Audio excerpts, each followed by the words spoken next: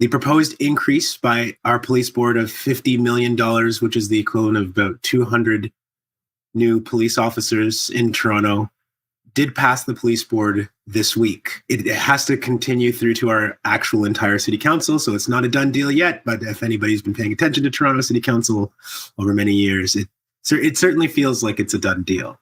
Our administration here in Toronto under John Tory have also proposed recently to add 50 new special constables, as they're called, to the Toronto transit system.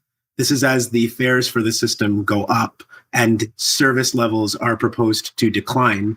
The further criminalization of transit spaces and the further policing, which we know results, of course, in dire consequences, just as the Toronto Police's actions do. We've also, of course, seen the continued criminalization of homeless people, unhoused people in our city, the shutting of several temporary shelter spaces that were used to temporarily and very inadequately house unhoused people. And just this week, we saw another example of, the Toronto Police telling us they have no staffing, but they can send, 15 officers to go dismantle a tent that has been up for years in downtown Toronto.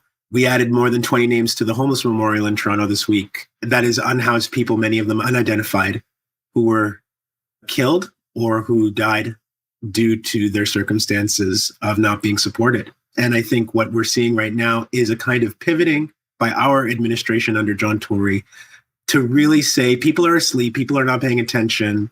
It's time to really go full press on some of the harsher things that we would like to do and the messaging behind that. There has been resistance. There always is. We've seen a lot of people mobilizing to, speak at the recent police board meeting, to contact their local politicians. Doesn't disrupt their agenda sufficiently. What does that is mass mobilization, is people getting out into the streets, and is people being disruptive, is of a much broader movement to express dissent and be willing to demonstrate a willingness to take action behind that dissent. If I can end on something somewhat optimistic, the momentum that I'm seeing, the expressions of outrage and of shock at what's happening in Toronto right now, it's occurring in a way that hasn't been for a little while, because I think post Rob Ford, John Tory has been able to lull this city to sleep. A lot of the political energy, as Al had mentioned from 2 years ago, has dissipated. I hope that we're all able to carry forward the momentum. It is really beautiful to see people like Claudette Beals-Clayton, the mother of Regis Korchinski-Paquette, organizing this event for Saturday. Chantel Moore's mother is going to be there from New Brunswick. People are going to be there from Ottawa and different places.